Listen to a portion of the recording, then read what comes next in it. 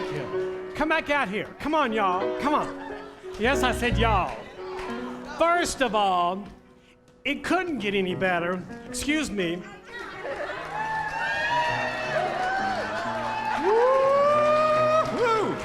Than Wanda in her green elf shoes. They are better. Let's sing a little bit more of that. All right. Get on your feet.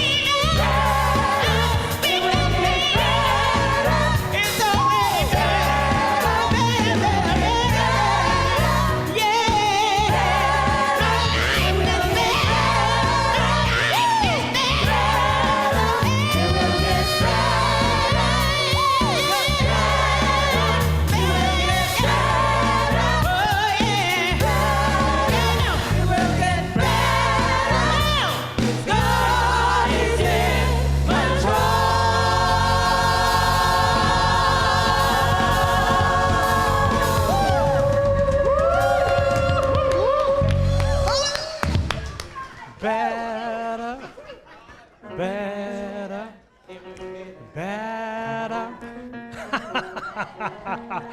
Listen. Better, it will get better. Better, it will get better. If this is the first time that you have visited First Unity, or maybe it's the first time that you decided to come back in a long time, welcome. First of all, let me just say, where else in this city, or almost anywhere, that you could go and see this talent than First Unity? So it's no accident that you, if you're here for the first time, that you follow the divine, and you're here for this very reason. Because God is still in control. That's what we're here to share with you. The love of God and the message that God is still in control. Welcome, welcome. I've been gone for a couple of weeks. I thank you very much. And you know what? And I always pulls up my heartstrings because people send me texts and messages and things. And I was out of town working, as you know. Then I was actually home in the bed sick last week. It was a booger. It was a real booger. But I had felt it coming on literally before I even left. So it went here, and then it went here, and I said, go there. So I rebuked it and got it out of there. But it's a new year. It's a new year and a new dollar. Oh, no, that's another song. But Happy New Year. Happy New Year. Oh my goodness, the first of the year. How many people here made New Year's resolutions? Oh my God. You know, if we believed in hell, some liars might be going. No, I'm saying that in jest. But New Year's resolutions. I can't believe only 4 people said they made a New Year's resolution. I'm sorry the rest of you are so friggin' perfect. But let's talk about the truth. I'm sure there's some people in here who have started the paleo diet. I'm doing the paleo diet. Oh, I'm not doing sugar. Listen, I rolled my eyes so hard I almost hit my butt. Oh, and this one, oh, I'm not doing flour. I was a vegetarian, and I always make jokes about this in the office. I was a vegetarian for 20 years. I didn't eat, at one point or another, I didn't eat flour, didn't eat sugar, didn't eat rice, didn't eat bread, almost didn't eat anything. But I just never lost the fluff. You all know I'm talking about fluff. So I just got smart with my fluff, and I went and got a spray tan. because I figured that my fluff looked better brown. So my head just had fluffy brown fluff. But no, then one time I gave up caffeine. Has anybody in here ever given up caffeine? Now, those people were more honest than the ones I asked about earlier. Listen, I have to say something. I'm going to drink some truth serum. One time, I'm going to admit this honestly and open in this forum. Oh, it got dead silent. Because, see, you're ready to judge somebody. I was drinking 12 cups of coffee a day. See, I told you, judgment, judgment, judgment. So I had decided to stop drinking coffee. I'd make you do a little weak knee shout. Do you know what happens to you when you stop drinking cold turkey, stop drinking 12 cups of coffee? Well, the devil just comes up the back of your head here.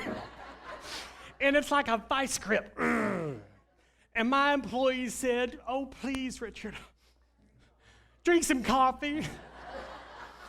Drink some tea, just put it on your lips. Just wet your lips with it. Because you're mean. You're mean without that caffeine. So I decided to start drinking caffeine. No, actually, I don't. I don't drink caffeine. Very, very, very, very little of it. But also, too, before I forget, let's think. I was homesick last week, and I was with you, though. When I'm not here, I usually watch online. And some of you, I don't know your names, but I pray for you because I see the vision of your face. And I pray for you, know that you're always on my mind. But last week, did Wanda and Nero Butler not hit a home run?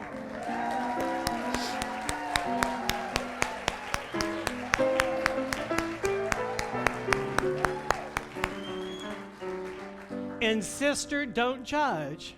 But the people who didn't applaud, they're so weak because they're not eating sugar and flour. They can't hardly get their hand up, so please forgive them. New Year's resolutions. People usually do it cold turkey. I belong to the gym, have belonged to the gym since Jesus hung on the cross. And let me just back up here so you all can see. Last year, I got my mind right, and I decided, well, I'm going to get my diet right and my exercise right.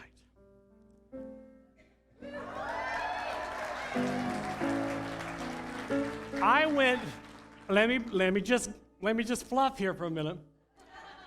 Not here, I'll just fluff here. I went from a 36 waist for my age, that's not bad.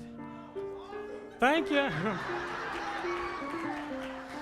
And I know you front row, you couldn't hardly see over my roll. But these are actually a 32, and I could probably get my lunch done in here. Because I set my mind right.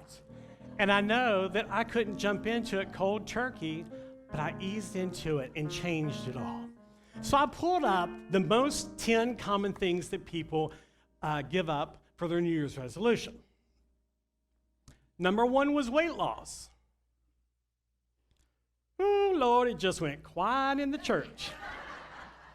Weight loss. And you know what? There's probably not even a thin person who at one time or another hasn't battled that within their mind, dealing with weight loss.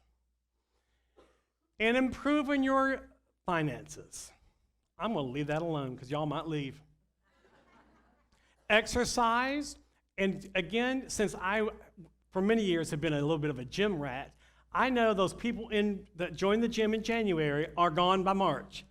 So I've sometimes thought, well, maybe I will stop going in January and just go back in March because all those people will be gone and I can jump right on the equipment. But exercise, and you've got to get your mind right. And honestly, statistically, a good trainer will tell you it takes you 3 months to reprogram your mind to start liking exercise.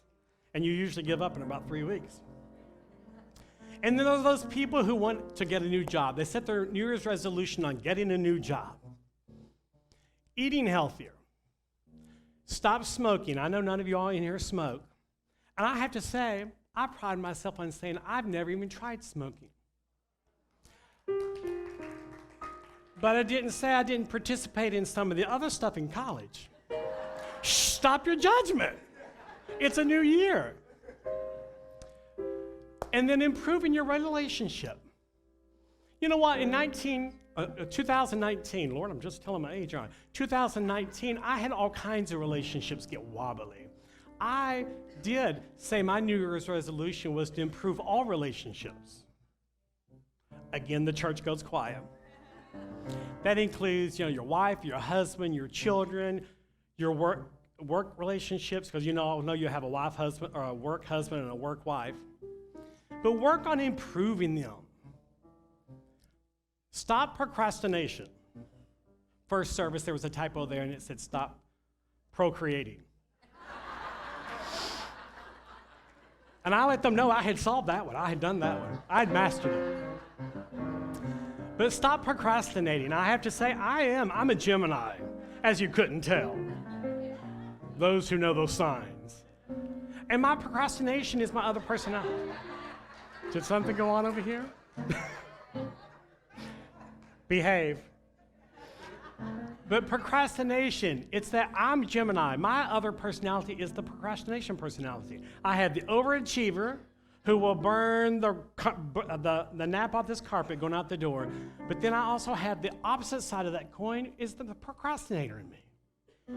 Well, I can do that tomorrow, or I can do that later because I'm busy reading a book, because I love to read a book. Then set aside more time for yourself.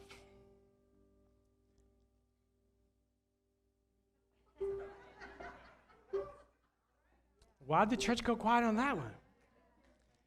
If you take more time to focus on yourself, you can focus on others even better. And then the last one we added the first service is don't judge, because y'all have done a bunch of judgment up in here. But these are beautiful New Year's resolutions. And they're really the core of all of them is getting your mind right. Put your hand on your head. Get your mind right. Meditate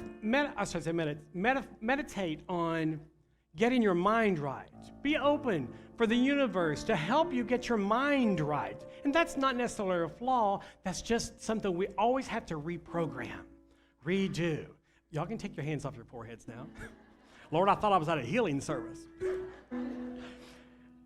Let me tell you a story that I love about getting your mind right. And it's a biblical story. And I'll paraphrase it. There was a lady who had an issue of blood, and she bled for like 12 years. And I'll paint you a picture. Sicily, 1942. Oh, no, that's the Golden Girls.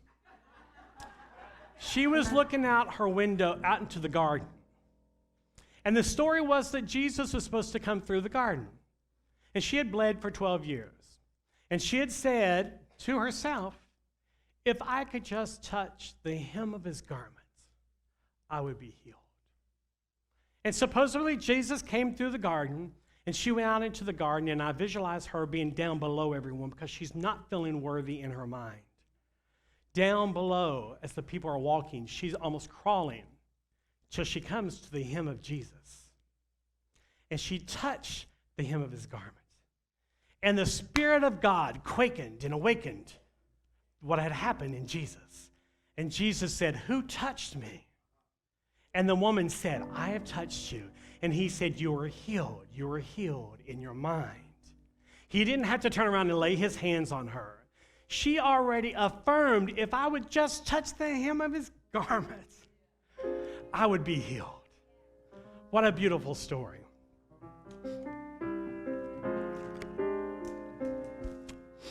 There's another one that I love. And I pull out my old PTL Parallel Bible. It's been loved. It's been worn. I've taught out of this so much. And it was a gift from my little friend Tammy Faye. And her signature's in the front of it.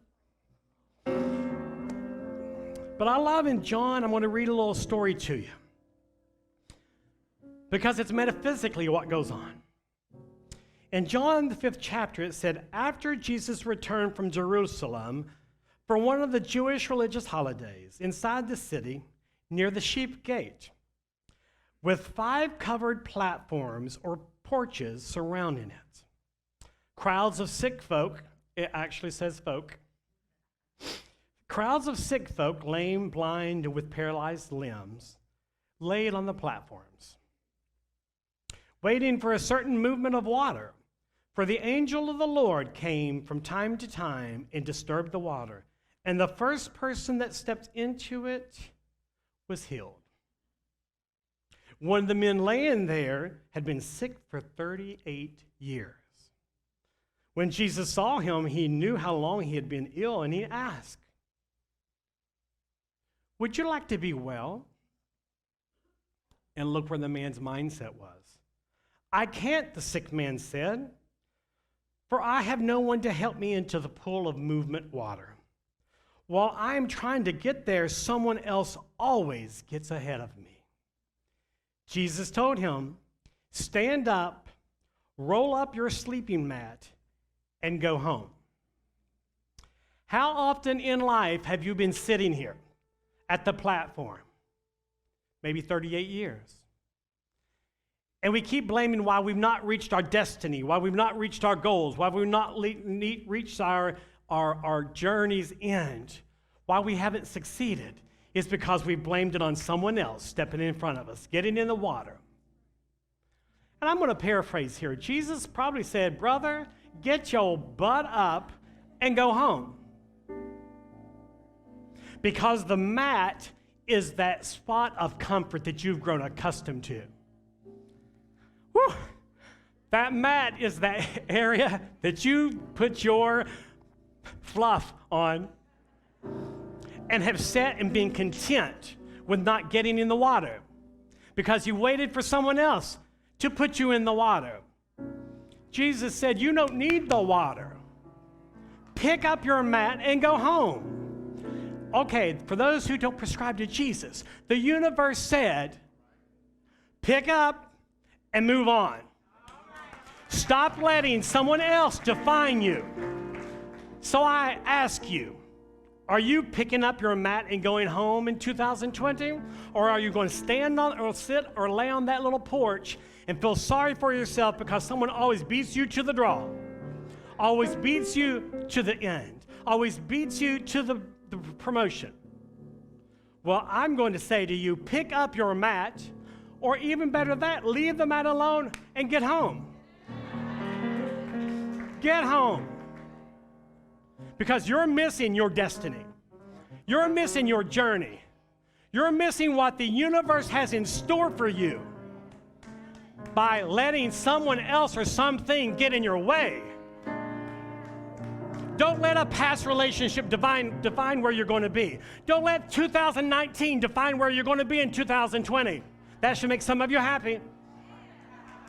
Don't let your ex-husband define what your new relationship's going to be that God's going to bring you. Don't let your mama's action as a child define how you're going to react to her as an adult. Pick up your mat and go home. I said pick up your mat and go home. Be responsible for your destiny. Be responsible for your future. Be responsible for what God has in store for you today. Be responsible in claiming your destiny. And I liked yesterday, I was in a counseling session with someone, and I asked her if I could paraphrase her and use her words. She said, "I can't eat the fruit if I never plant the seed.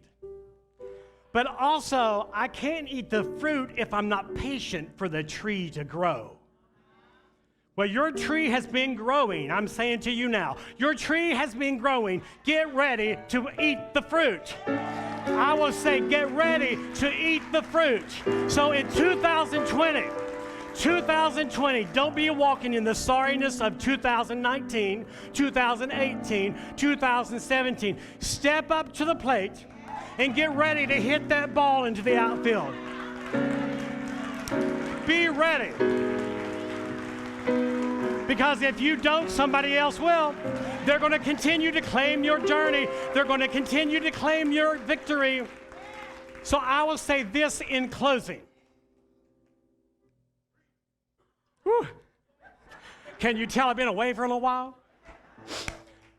Be ready for what the universe has in store. You've sat on the bank long enough. You've sat here being sorry for yourself long enough. Be ready to pick your mat up and run into the destiny of your future. Thank you for being here.